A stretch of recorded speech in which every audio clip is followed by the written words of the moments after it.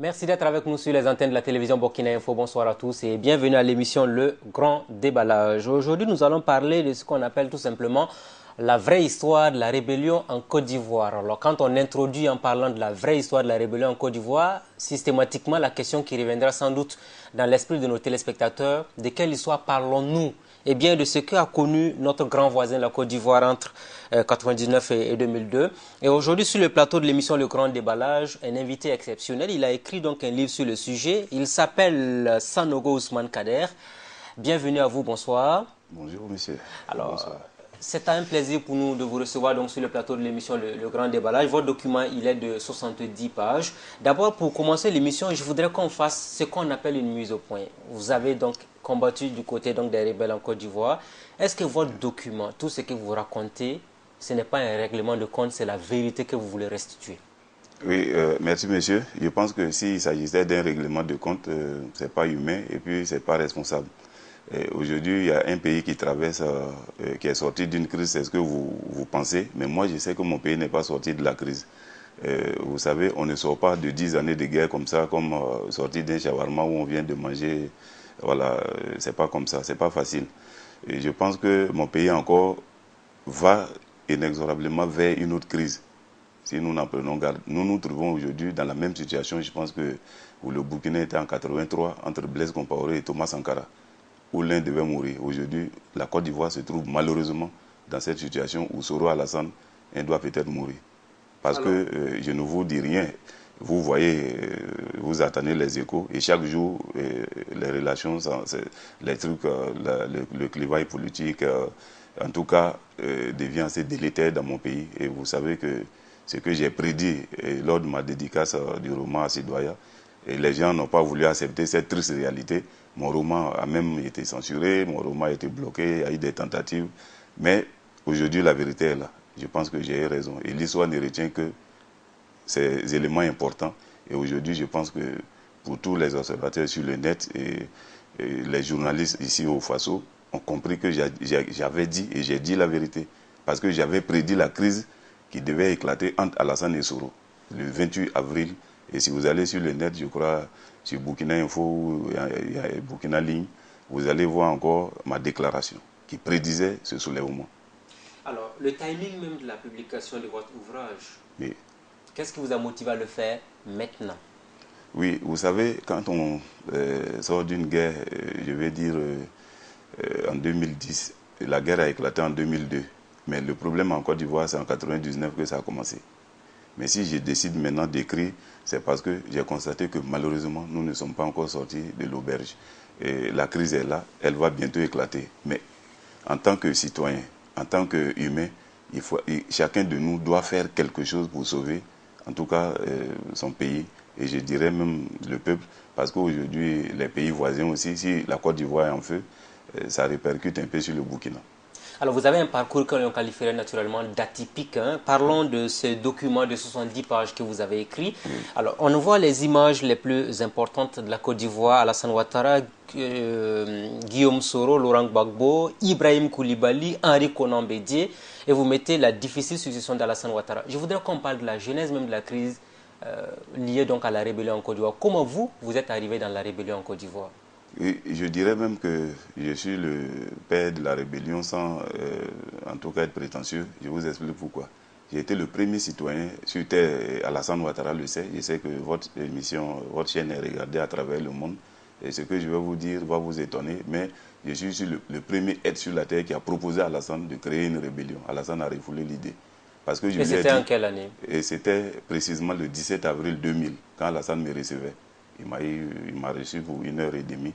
Donc ceux qui disent qu'Alassane a créé la rébellion, c'est des affabulateurs.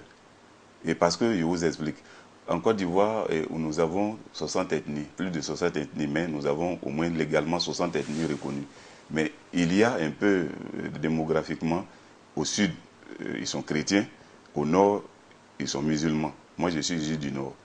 Et quand la Côte d'Ivoire est allée en indépendance en 1960, Houphouët-Boigny a été le premier président. Moi, je suis descendant de Sékou Sanogo, qui s'est opposé à Houphouët, qui a été même candidat et qui a été député à l'Assemblée constituante française d'Outre-mer. Et après, il a perdu les élections pour être le premier président. C'est lui qui devait amener la Côte d'Ivoire à l'indépendance. Donc, Houphouët a combattu tout ce qui était de Sékou Sanogo. Donc, ils n'ont pas pu émarger et c'est resté, ça a porté des séquelles. Donc, je ne dis pas que Houphouët n'a pas été un bon président. Moi, j'ai apprécié ce qu'il a fait pour le pays. Parce que la Côte d'Ivoire reste un modèle pour l'Afrique de l'Ouest. Et venons-en au fait. Mais on a constaté que malheureusement, après Houphouët, il y a eu Bédié. Après Bédié, il y a eu Guy Robert. Et après, il y a eu Gbagbo. Mais tout cela était du sud et de l'ouest chrétien. Et en Côte d'Ivoire, donc vous voulez dire que la rébellion de la Côte d'Ivoire est née d'une crise identitaire? Oui, une crise de double crise. Une crise identitaire, une crise religieuse. Et c'est très dangereux. Quand il y a une guerre, ce n'est pas bien à dire, d'accord, des conflits religieux sont très mauvais. Malheureusement, on en voit un peu au Nigeria, un peu, bon, c'est pas facile, mais c'est ce qui nous a menés là où nous sommes. Les chrétiens du Sud ne voulaient pas qu'un musulman du Nord soit candidat. Je dis bien candidat même, à plus fort dire d'être élu. Revenez un peu aux élections de 2000. Il y a eu 9 candidats du Nord. Toutes les candidatures du Nord ont été systématiquement rejetées. Il suffisait de s'appeler Kone, Sanogo, Ouattara ou Diomandé, ta candidature était rejetée. Mais à partir de ce moment-là, monsieur, la loi n'est plus la loi. La loi, quand elle est impartiale, elle est valable pour tout le monde. Mais quand elle est partielle, vous rentrez dangereusement vers une crise identitaire, une crise religieuse. Alors vous dites clairement que vous avez été voir Alassane Ouattara en 2000, vous lui avez proposé de créer une rébellion et il a refusé. Parce que moi je savais bien que, regardez monsieur, en Côte d'Ivoire, il suffisait de s'appeler Ouattara, il suffisait de s'appeler Sanogo, et on pense que vous êtes un esclave. Et quand je dis un esclave... Esclave, le mot il est fort quand même. Non, esclave, le mot il est doux. Je pourrais peut-être vous dire un sujet. Et les chrétiens, c'est-à-dire le Baoulé, l'Agni, le Bété, le Dida, pensaient que le Sénoufo est son esclave, parce que c'est vrai, il y a eu la boucle du cacao au sud, le Sénoufo étant au nord, où on n'avait que le coton qui était malheureusement pas bien payé, et les cultures qu'on se nourrissait. Donc, nous allons vers le sud pour travailler où nous étions payés par an, c'est-à-dire mes grands-parents et nos parents. Et même jusqu'à moi, à mon temps, il y a des aînés qui sont allés faire des travaux. Maintenant, c'était plus à 15 000 l'année, c'était à 110 000, 100 000. Donc, le sudiste considère le nordiste comme un sujet, un esclave. Comme Hitler considérait les Africains comme des sujets, c'est-à-dire on devait nous donner des numéros A1, A2, AZ. Voilà. Donc, pour le sudiste, l'Ivoirien du Nord était un esclave, ne pouvait donc pas prétendre à être président un jour à la magistrature suprême, c'était quasiment impossible. Et vous avez cru que c'est par la violence qu'on pourrait finalement amener C'était par la violence. Monsieur, la crise ivoirienne, je suis très fier de ce qui s'est passé en Côte d'Ivoire et j'assumerai tout le nom de ma vie. On n'a pas à être fier tout de même après avoir eu autant de morts. Oui, je pèse mes mots parce que quand vous êtes dans un pays et qu'on ne veut pas appliquer la loi, mais la loi est faite pour quoi? La loi est faite pour sauvegarder l'unité dans un pays ou dans un lopin de terre. Regardez au Burkina. Pourquoi quand vous construisez une maison comme en France, on met la porte? C'est vrai, c'est par mesure sécuritaire. Mais le voleur, vous êtes d'accord avec nous, ou le tueur, il peut venir à minuit pour casser ta porte et te tuer. Mais pourquoi il ne le fait pas? Parce que simplement, il y a une loi, il y a une police qui dit que nul ne doit ôter la vie à l'autre. Et si tu le fais, on mènera les enquêtes et on va t'arrêter. Tu mouriras en prison et tes parents, voilà, qu'est-ce que va devenir ta femme et tes enfants? Mais quand malheureusement dans un pays on n'a pas ces lois, quelqu'un peut se lever tuer l'autre impunément, quelqu'un peut se lever empêcher l'autre d'être candidat. Mais monsieur, un pays sans loi est dangereux. On pourrait en parler, parce que là on aborde là un point très important lié à l'actualité ivoirienne, mais je voudrais revenir sur la première question que je vous ai posée. Comment vous êtes arrivé dans la rébellion en Côte d'Ivoire? Oui, ça a été très simple, monsieur. D'abord, les faits, un jour, je me rappelle pourquoi j'ai proposé ça à Alassane. Je suis quitté dans un village à Thiers, en tout cas à l'épée, à Grand à l'épée, avec un ami à Thiers. Quand nous sommes arrivés à Djamé, on a été contrôlés par les forces de l'ordre, un policier qui nous contrôlait. Bon, tu sais qu'on met les noms sur les trucs. Un policier, mais bêté, série. Maintenant, l'autre nom était, mais quand même long. Et il nous me contrôle. L'ATIE montre sa carte qui était une attestation d'identité. Vous savez, quand vous perdez un document, même au Burkina, vous faites la déclaration de perte et vous allez faire une attestation d'abord. La vraie pièce peut mettre au moins 2 mois, 3 mois avant que... Ce document vous permet naturellement de circuler. Et l'autre, il a la carte d'identité originale du pays, du Faso. C'est comme quelqu'un venait de Bobo Dioulasso et l'autre de Ouaga, Moré et Dioula. Et le policier s'énerve, dès qu'il a pris ma pièce, il dit oui, ce sont les envahisseurs là, c'est vous qui voulez prendre notre pays. Mais à partir de ce moment-là, en 1999, Alassane avait déjà fait irruption sur la scène politique en 94, 95, en créant son parti, bien étant au FMI. Donc, il suffisait de s'appeler Sanogo, Koulibaly, Touré. Tu étais traité systématiquement d'étranger, de Burkinabé, de Malien, et tu étais traité comme tel. On pouvait te fouiller et puis t'enlever, même si tu as 500 000, sur toi 300 000, on t'enlève, on te bastonne et puis voilà, va te plaindre où tu veux. Donc, quand j'ai compris ça, j'ai compris que jamais nous ne pouvons être candidats si nous ne prenons pas les armes.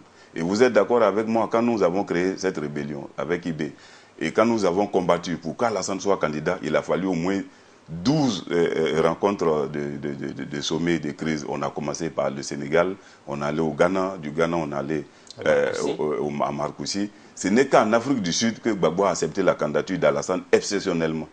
Il pouvait se présenter uniquement aux élections de 2010. S'il échouait, ça dit la loi ne le permettait plus d'être candidat. Mais écoutez, et j'avais dit ça à Alassane, j'ai dit qu'il aura, la crise aura, moi j'ai eu la chance d'avoir des connaissances. Nous sommes africains. Chaque pays a ses spécificités. Regardez, je vous parle de quelque chose que tout le monde sait, important. Et quand je dis je suis spirituel, il y a d'autres personnes le savent, et Alassane même le sait. Regardez la France, l'Europe. L'Europe a connu l'Inquisition. L'Inquisition, c'était quoi? À un moment donné, les Français, les Européens ont constaté qu'ils ne bougeaient pas. Ils ont décidé de tuer les sorciers. Et il y a eu l'Inquisition où on a mis à mort tous ceux qui étaient sorciers. C'est vrai, il y a eu des innocents qu'on a tués. Mais ce n'est qu'après le XVIIIe siècle que l'Europe a décollé. Et il y a eu un savant qui a créé d'abord le bateau, le moteur du bateau. Et ensuite, il y a eu l'avion. Il y a eu aux États-Unis, c'est vrai, ainsi de suite. Alors, non, c'est important. Oui, allez-y, je vous écoute. L'Inquisition a permis à l'Europe de décoller. Donc, chez nous, ici, il y avait, moi j'ai eu la chance de rencontrer quelqu'un, les gens disaient que c'est un waliou, un musulman, un prédicateur. Moi je ne le suis pas, c'est lui que j'ai rencontré. Mais lui il m'a dit qu'il était un ange, il m'avait prédit toute cette crise que nous avons vécue en Côte d'Ivoire. Et nous allons arriver à une crise identitaire et ethnocentriste parce que c'était inévitable. C'est pourquoi je l'ai proposé à Alassane. J'ai dit que d'abord nous allons combattre pour que tu sois candidat. Et quand tu seras élu, Gbagbo va dire qu'il a gagné, qu'il ne va pas quitter le fauteuil. Toi, tu vas dire que tu as gagné. Il aura une autre crise. Et avant, c'est la force qui va te permettre de t'asseoir sur ce fauteuil. Alors, avant de continuer votre narration, il est important de préciser, vous et Alassane Ouattara, qu'est-ce qui vous lie pour que vous ayez cette facilité pour lui raconter tout ça? Non, il n'y a pas eu de facilité. Moi, je n'ai pas rencontré Alassane facilement parce que je savais qu'Alassane allait venir au pouvoir par quelqu'un que tout le monde prédisait qui était son ennemi. Donc, en Côte d'Ivoire, il n'y avait que deux. Il y avait quelqu'un qui a trahi Alassane, qui était Adama Koulibaly, parce qu'il est rentré au gouvernement de Bédi en 99. C'était passé en février 99 et il y a eu le coup d'État en décembre. Vous comprenez? Et Alassane m'a reçu en avril 2000. Il vous a reçu en tant que qui? Il vous a reçu vous? Non, il m'a reçu en tant que spirituel. J'en viens. Je suis allé voir, j'avais mon frère, mon cousin qui travaillait avec le ministre Adama Koulibaly. Je suis passé par lui pour l'expliquer. Il dit, ah, j'ai une vision que Dieu a permis que je vois. Bon, par un ange, il dit que voilà, Alassane sera président, mais en 2010, que c'est Gbagbo qui sera président pour 10 ans. Et après, Alassane va venir. Mais voilà, voilà. Et c'est comme ça, le ministre m'a introduit auprès d'Alassane. Alassane me recevait avec le ministre et mon cousin. Il est toujours vivant. Le ministre, ça veut dire que les témoignages sont là. Oui, tout ce Adama que vous est vivant. Oui, bien sûr, et après, Alassane a demandé à me recevoir en aparté. Nous sommes restés deux. Et je lui ai relaté tout ce qu'il savait à venir. Et heureusement, bon, Alassane n'a pas quand même accepté ma proposition de créer cette révolution. Et j'en ai discuté après avec IB.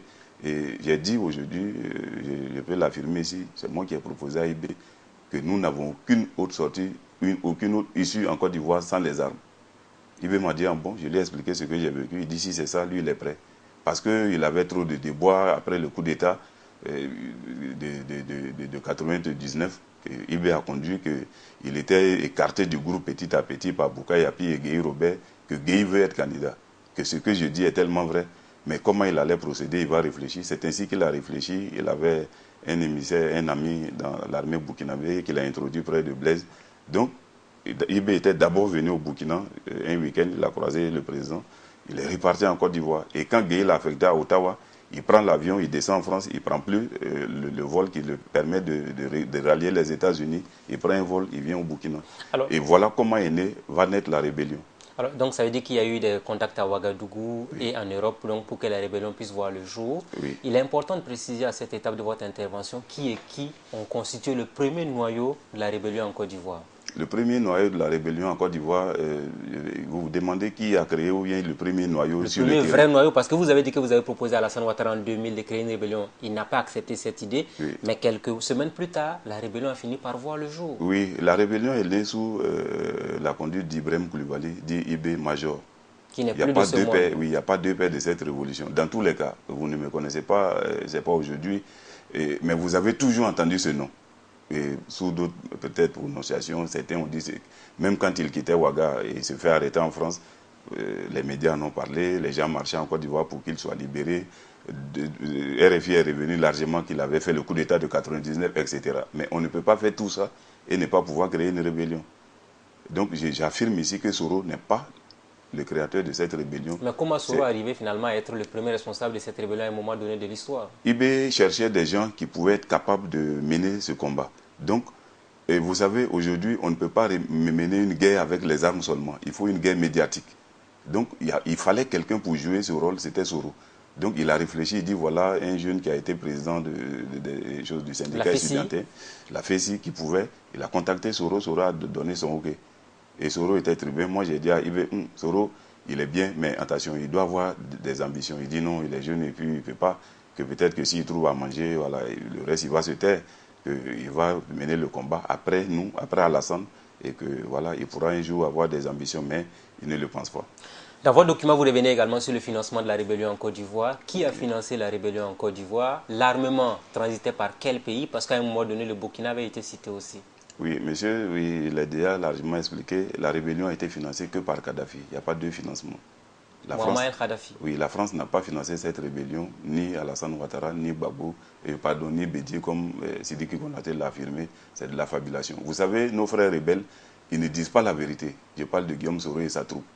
Tout ce que je connais d'eux, c'est des menteurs et des voleurs. Je précise, je pèse mes mots. Être un révolutionnaire n'est pas de s'enrichir. Ils pourront vous poursuivre, hein, parce que si vous les accusez de menteurs... Ils ne pourront pas me poursuivre parce que je vais vous donner des preuves ici. C'est eux-mêmes qui ont intérêt à la fermer.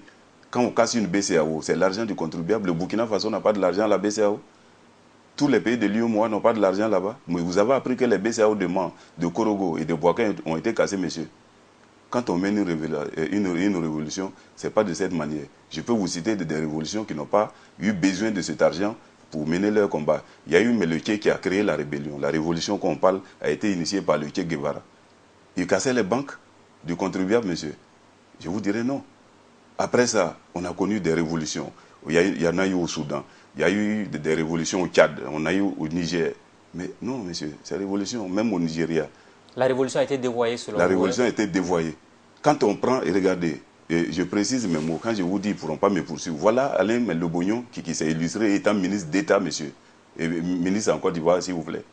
Mais Alain Lobognon m'a reçu, comme ça, arrêté à sa porte. Je suis venu le voir pour me donner 2 billets pour aller regarder la finale du match Côte d'Ivoire, et en tout cas en Guinée équatoriale, parce que je savais qu'on allait remporter cette coupe.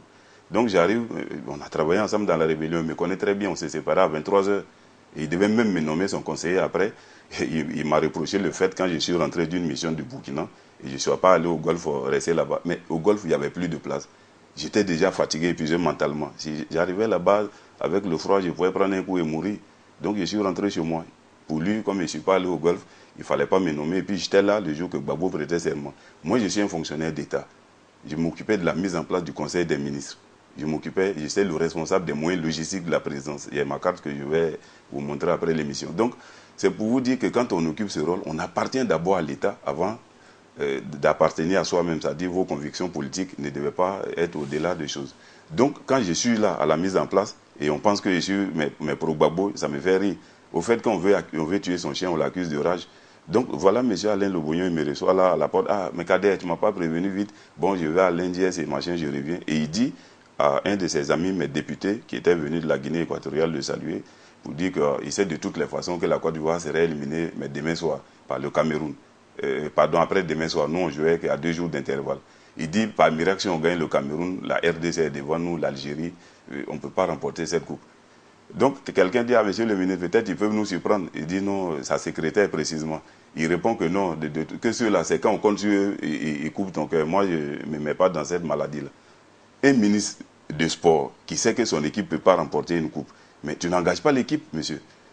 Donc c'est à partir de ce moment, quand Alain est revenu le lendemain de la Guinée équatoriale, il a commencé à puiser dans les caisses, c'est-à-dire du Trésor, l'argent que les 4 milliards qu'Alassane avait alloués à la coupe. Parce que si les éléphants perdaient, le peuple ivoirien allait être fâché, personne n'allait me demander compte et il allait bouffer cet argent.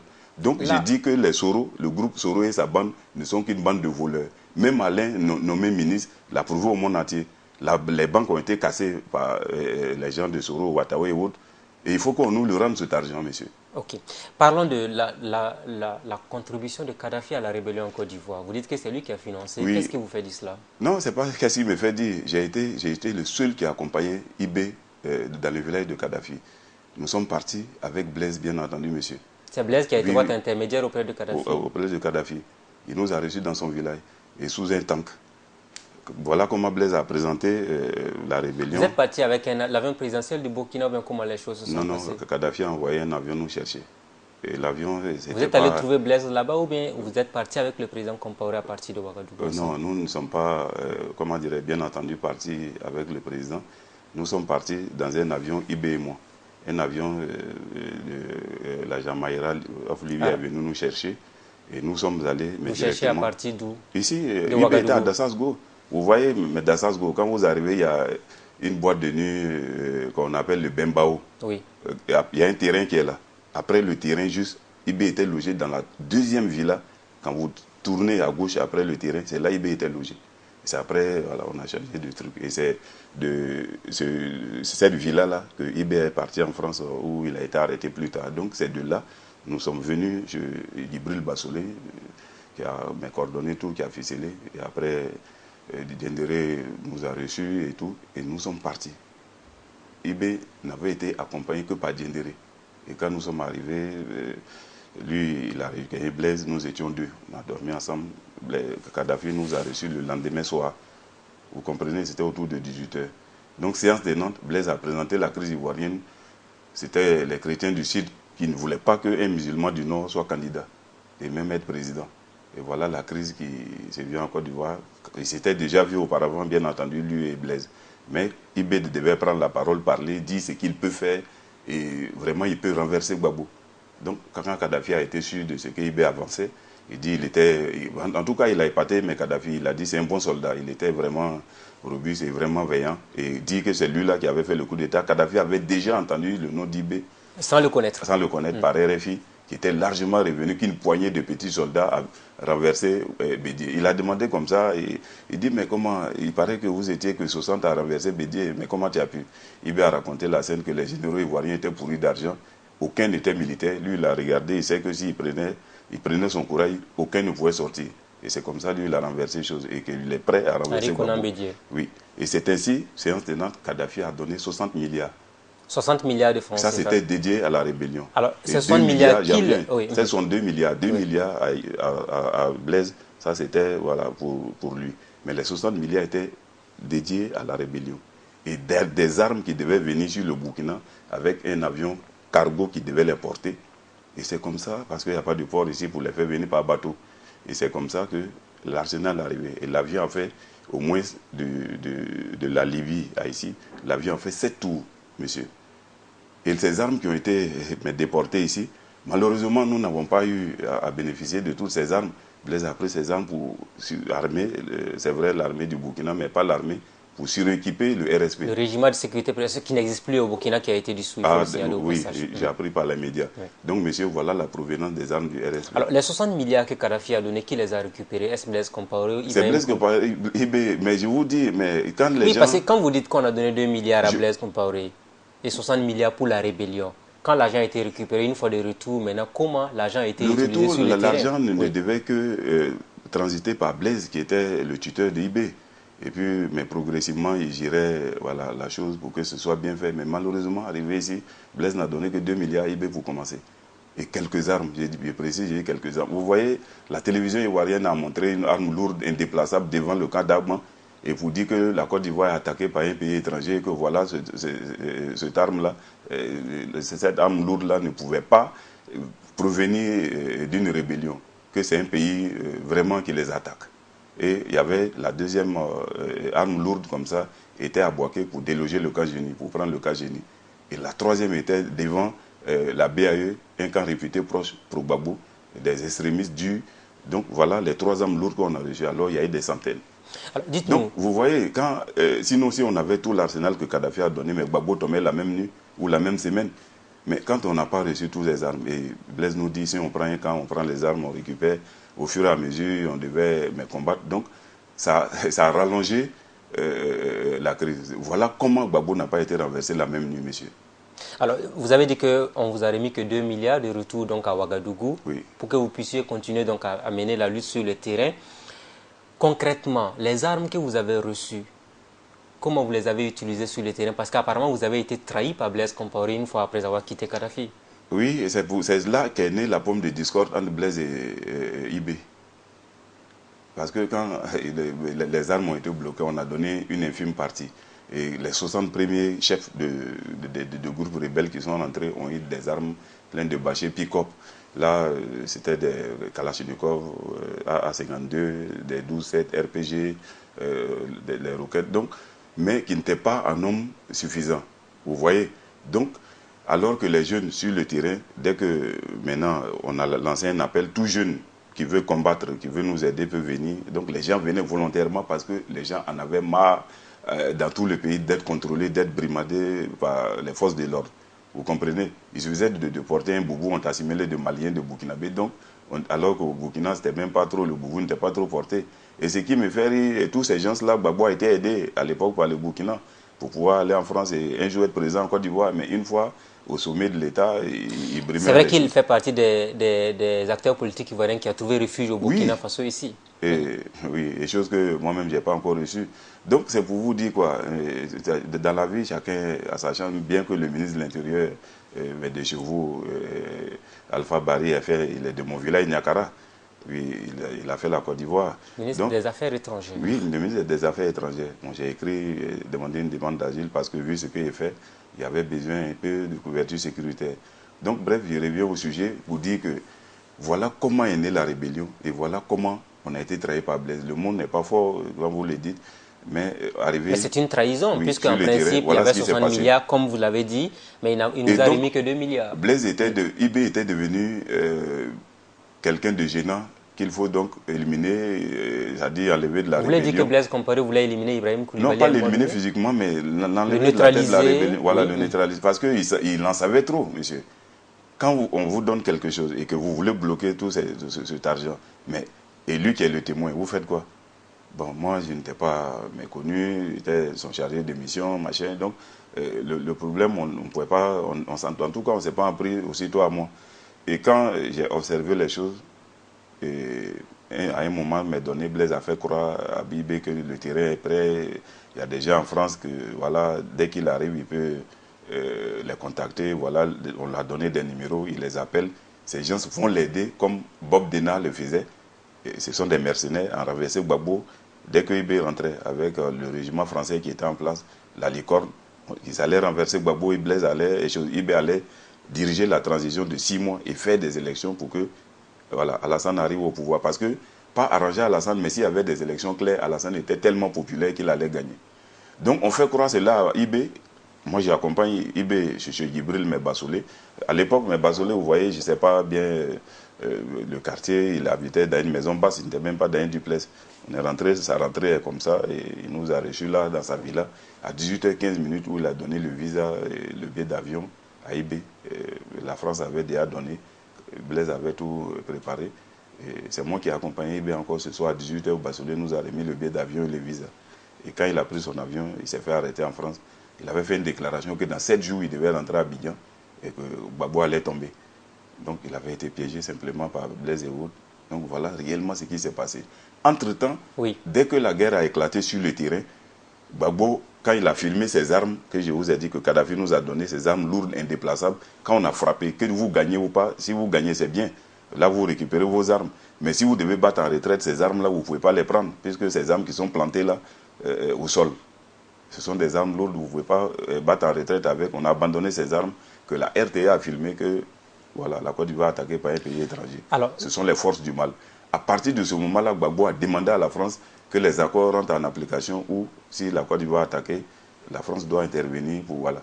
Donc, Soro Ibé dit à Soro de faire la déclaration, parce que là, vous n'êtes pas qu'on dise que nous sommes étrangers, de dire au monde, aux yeux du monde entier que c'est des Ivoiriens, et c'est lui, Soro, qui est le secrétaire et porte-parole, pardon, le porte-parole de, comment dirais-je, la rébellion. Il n'y avait pas de secrétaire, je précise. Et Soro fait la déclaration, il ajoute à la fin de la déclaration qu'il est le... Pas la première déclaration, si vous avez les déclarations en tête, il y a eu 2 déclarations, c'est le lendemain, la 3e déclaration, parce qu'il ne parlait pas trop. Il a dit qu'il est le secrétaire du mouvement patriotique de Côte d'Ivoire. MPCI. MPCI. Oui. Voilà, le nom avait déjà été proposé par Ibé à Soro. C'est par Soro à Ibé. Le MPCI. Ibé a dit ça ne le gêne pas. Lui, il sait qu'il a créé une rébellion. Si Soro veut donner un nom, ce n'est pas grave. Et ils ont débattu. C'était MP, Mouvement Patriotique Populaire, MPP. C'est Ibé qui a donné le CI, MPCI. Sinon, Soro avait proposé MPP. Donc, quand ça a été discuté, Soro s'est déclaré et il s'est donné un titre de secrétaire. Et en bas, Ibé l'appelle après, il dit, mais pourquoi tu crées un poste, tu t'attribues? Il dit non, il fallait qu'il fasse avec la manière forte pour que la France soit convaincue, sinon, pour ne pas qu'on nous dégage. Et c'est là, la France ne nous a pas dégagés. Alors, la rébellion a duré en Côte d'Ivoire, la partition du pays est intervenue, une partie était donc sous le contrôle des rebelles, les forces nouvelles, hein, pour faire plus simple, jusqu'à ce que finalement... Ce n'est qu'après Makoussi qu'on a donné cette connotation force nouvelle pour dire que nous n'étions pour les rebelles, nous allons rentrer, mais discuter voilà, avec les autorités en place. Alors finalement, on se rappelle encore de ce poste obtenu par Guillaume Soro. Depuis lors, apparemment, les rangs se sont dispersés puisque certains ont été récompensés, d'autres pas. Vous étiez à quel niveau quand les récompenses politiques ont commencé? Non, moi j'étais, d'abord moi je me considérais plus, si tu me vois aujourd'hui, c'est pas de gaieté de cœur j'ai écrit ce roman. Moi mon rôle était, je devais être tapis dans l'ombre, ne pas sortir ma tête, ne jamais me faire montrer. Mais quand je vois que malheureusement la lutte a été dévoyée, et on ment aux gens. Il y a eu 4 personnes qui ont écrit sur la crise ivoirienne. Il y a eu Tubis Kofi, il y a eu Venance Kona, il y a eu Charles Blé Goudé. Aucun ne connaît la vérité de la rébellion. Il y a eu Soro Guillaume qui a écrit, mais il a menti aux gens. Et il y a eu le président des journalistes en Côte d'Ivoire, Moussa Traoré, je crois son nom, qui a écrit, mais lui c'est un livre témoignage, à partir de témoignages. Là, lui, je ne l'en veux pas, il a écrit, il s'est efforcé pour faire comprendre certaines choses aux gens. Donc, ce roman ne contient que la vérité. La vérité, là, elle est unique. Et je vous dis, monsieur, quelqu'un peut dire ce qu'il veut, mais la vérité d'une histoire, elle est unique. Donc, c'est Soro, à un moment, m'a donné, je l'ai dit dans une interview ici accordée à votre chaîne de télé, c'est Soro qui a fait former un collège de 8 marabouts, venu flatter Ibé qu'il était présidentiel, et ils sont rentrés dans la calwa qui dirait 40 jours. Au sorti, Dieu leur a dit que c'est Ibé qui doit être président. À partir de ce moment, Ibé ne luttait plus pour faire des élections claires pour que Alassane gagne. Mais je vous dis, à partir de ce moment, même si Ibé renversait le pouvoir en place et qu'il organisait des élections, il allait l'être que pour gagner.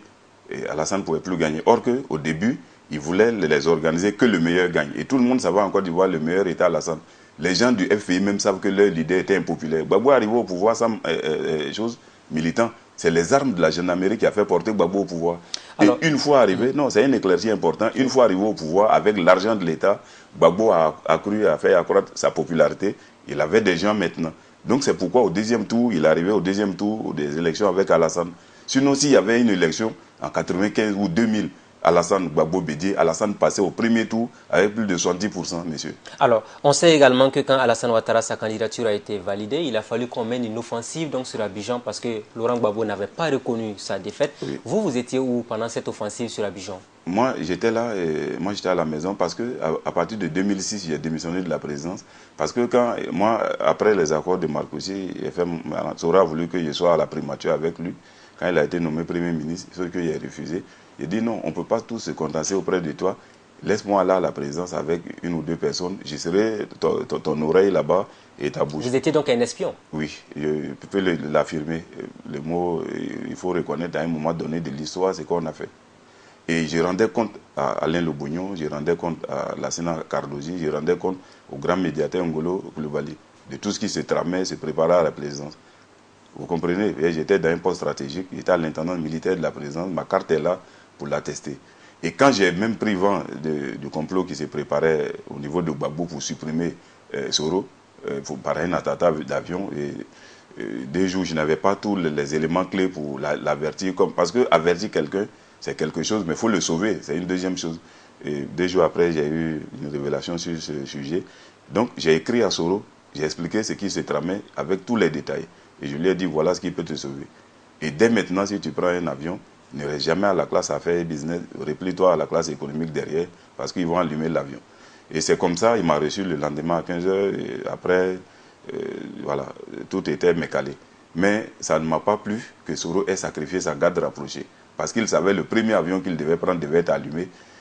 Il devait au moins une fois en vol, on ne peut pas communiquer, il devait arracher tous les téléphones de sa garde pour voir, avant le décollage, qui a appelé qui, et puis bon, les mettre aux arrêts dès que l'avion a été allumé. Mais Soro s'est replié dans la classe économique avec Alain Le Bougnon Soul, son directeur de protocole, et avec 4 ou 5 gardes du corps, il a sacrifié le reste de sa garde rapprochée.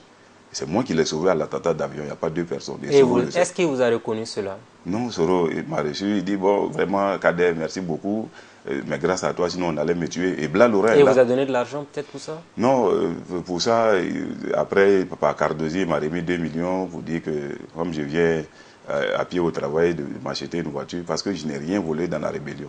Ça, c'est un pas important. Je préfère mourir pauvre que vraiment de... Pour vous, c'était un combat noble qu'il fallait mener pour sauver? Oui, quand je le dis, regarde la rébellion au temps d'Ibrahim Koulibaly. On a juré sur le Coran ici d'Aouaga avant d'aller en Côte d'Ivoire. Et si un soldat s'amuse à voler quelque chose d'un civil, on te met au poteau, on te fusille. Donc la règle numéro 1, c'est de ne pas voler. Mais quand Soro a pris les devants de la rébellion, on a cassé toutes les banques, les petites banques, BAO, SGBCI, etc. Et après, il y a eu les braquages, on a commencé à braquer les coupeurs de route. Regardez les cas ici du Burkina, TCV et autres. Et quand ils vont en Côte d'Ivoire, arriver à Ouangolo, on les escorte. Il y a des gens qui rentrent, qui montent pour escorter le cas jusqu'à Bouaké. Les coupeurs de route sont entre la frontière jusqu'à Bouaké. Pourquoi? C'est nos frères du Nord, là, les anciens rebelles là, que Soro a initiés au vol. Et voilà, quand aujourd'hui, ils ont fini de hier, quand ils ont fini de braquer les petites banques, ils se sont empruntés à la BCAO. Et ils ont cassé. Il y a certains qui ont eu 100 millions, d'autres 400 millions, les chefs de guerre, d'autres ont eu des milliards, 15 milliards, 10 milliards et autres. Ils se sont enrichis et ils sont là et on n'en parle pas. Donc, mais moi, ce n'était pas l'objectif.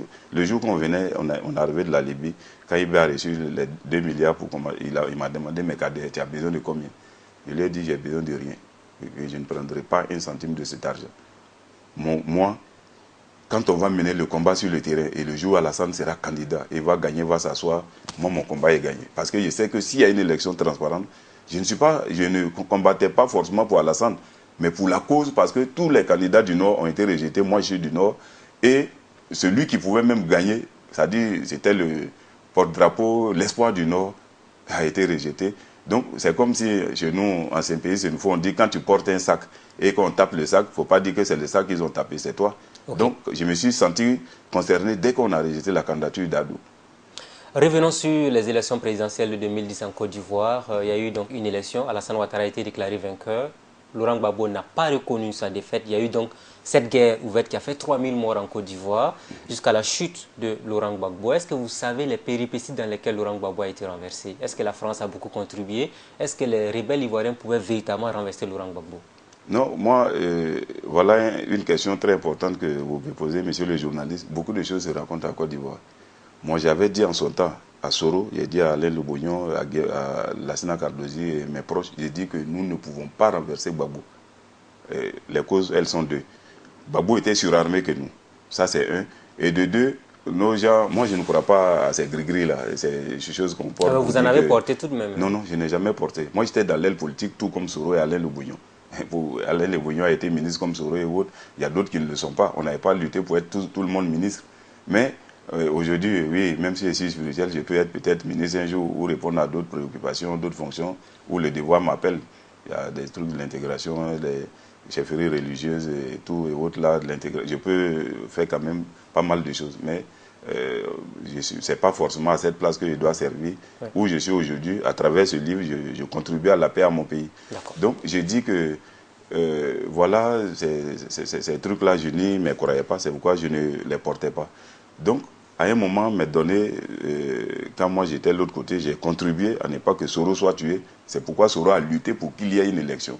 Et puis là, ne pensez pas que Soro, en organisant cette élection, voulait qu'Alassane gagne ou bien pensait qu'Alassane allait gagner. Soro passait dans sa tête que c'est Gbagbo qui allait les gagner. Puisque Gbagbo a fait 3 sondages qui lui ont dit qu'il va gagner au premier tour. Un sondage a dit seulement qu'il va gagner au deuxième tour. Les deux autres sondages ont dit que Gbagbo gagnait Alassane au premier tour. Mais personne ne croyait encore à Alassane. Même le grand médiateur Ngolo Coulibaly m'a dit Alassane ne peut pas être président. En Côte d'Ivoire, encore les Zemmour Fofana et l'Alain Lobognon, Soro Guillaume et autres. Et même le général Soumaïla Bakaïko Maréchou, il est venu dans mon village, on est venu à faire que pour une mission. Il m'a dit si je vais être en sécurité, de ne pas parler le nom d'Ado au nord. Mais la rébellion n'a jamais combattu version Soro pour Alassane. Ça, je vous le dis. Okay. Et j'assume, c'est important. Et même aux élections, Soro a voté et son clan pour Gbagbo. Et ils pensaient que cette élection allait entériner le pouvoir de Gbagbo. Alassane allait se taire une fois pour de bon. Et le deal qui était signé entre Soro et Gbagbo, si Gbagbo finissait ses 2 mandats, puisqu'il a été bloqué par la crise, Gbagbo allait changer la constitution pour dire la guerre l'empêchait de gouverner. Il allait faire 2 mandats et passer le relais à son fils Soro. Mais malheureusement pour eux, dans leur plan, c'est Alassane qui allait au deuxième tour. Et comme moi je disais toujours que c'est Alassane qui allait être le président, Soro a viré à 180 à l'heure pour se rallier à Alassane. Voilà ce qui s'est réellement passé. L'offensive sur Abidjan, vous le dites clairement. Oui, l'offensive que la rébellion a faite. N'oubliez pas que le commando invisible créé par IB avait déjà déstabilisé Gbagbo.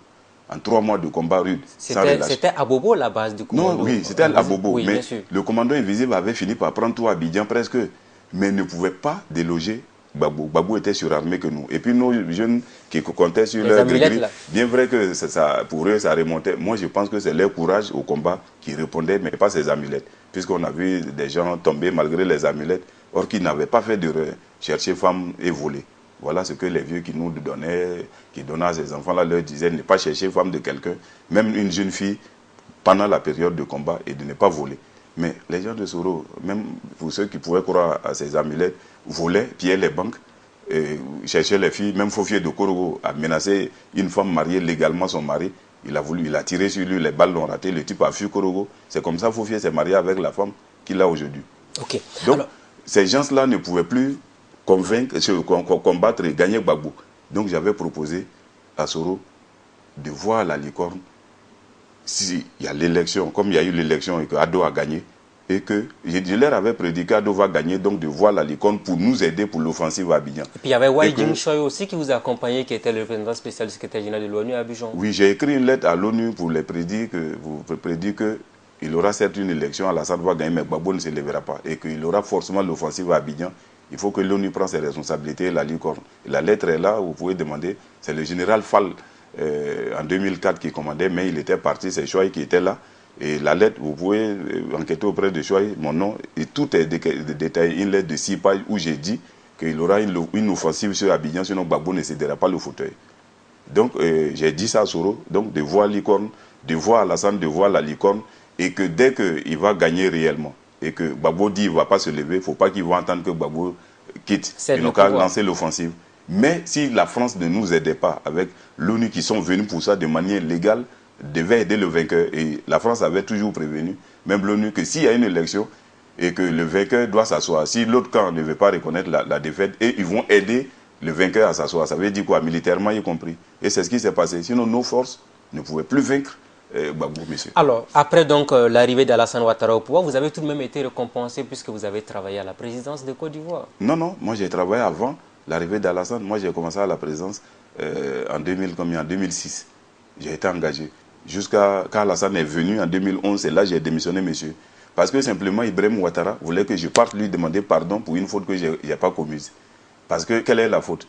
J'ai été chargé de mission d'Alassane. Dès qu'il m'a reçu ce jour, Alassane m'a proposé d'être son conseiller.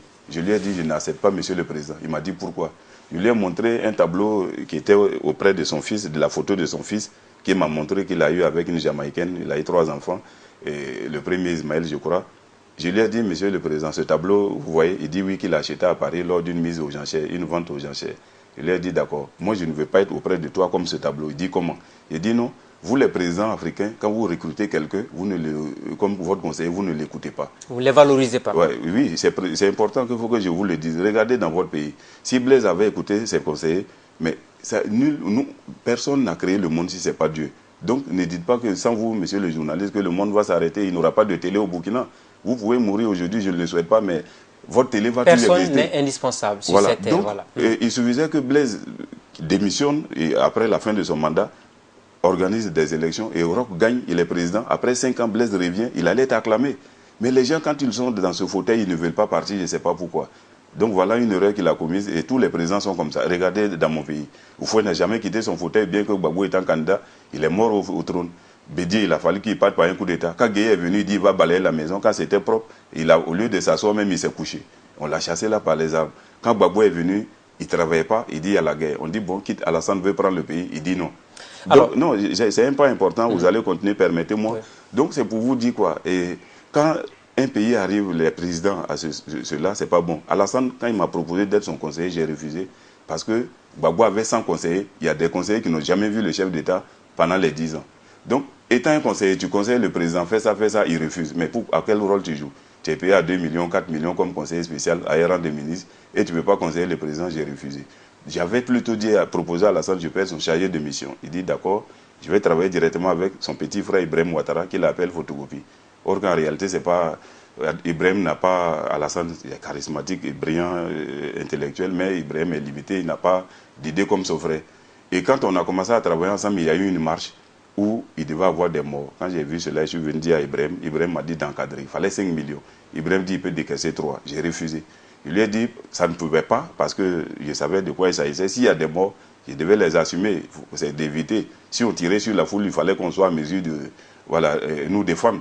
Donc quand Ibrahim a refusé, moi je me suis mis en retrait. Le matin, je suis venu proposer à Ibrahim d'annuler la marche. La marche a eu lieu en 2000, vous le savez bien, il y a eu 100 morts du côté du RDR. Et le lendemain, et je dis le lendemain, une semaine après, Alassane a décaissé par le canal de la proposition d'Ibrahim Ouattara 65 millions pour enterrer tous ces morts et donner un peu d'argent à leurs parents. Famille. Mais monsieur, entre décaisser 65 millions pour des cadavres et les honorer, alors qu'on pouvait empêcher qu'ils meurent, mais le choix était clair. Alors, je suis venu proposer ma démission à Ibrahim Ouattara pour dire à partir d'aujourd'hui, je ne suis plus le chargé de mission de ton frère, je te quitte. C'est important. Et quand je suis sorti, je n'ai pas claqué la porte parce que je savais qu'un jour nous nous reverrons. Et quand le frère d'Ibrahim a été président en 2010, Ibrahim, moi j'étais déjà à la présidence comme le chargé des moyens logistiques, le responsable des moyens logistiques. C'est-à-dire je devais, quand Gbagbo reçoit quelqu'un, il fait la mise en place. Et encore, s'il y avait des choses à faire, le voyage, le tapis rouge, tout, je m'occupais. Et en tout cas, il y avait les moyens généraux, comme on appelait. Mais on devait me nommer maintenant comme le responsable, le directeur, avec rang de choses de directeur, c'est-à-dire une bâchée de service, tout. Mais Ibrahim Ouattara, pour me nommer, veut que moi je vienne lui demander pardon à genoux, parce que moi je l'ai manqué de respect, le simple fait de dire que les morts sont sur sa conscience, c'est lui qui les a tués, que je l'ai insulté. Donc, au lieu de demander ce pardon, j'ai préféré rendre ma démission. J'ai écrit, ma lettre de démission est là, je pourrais vous la présenter. Okay. C'est comme ça que j'ai quitté le pouvoir d'Alassane Ouattara, à cause de son petit frère Ibrahim.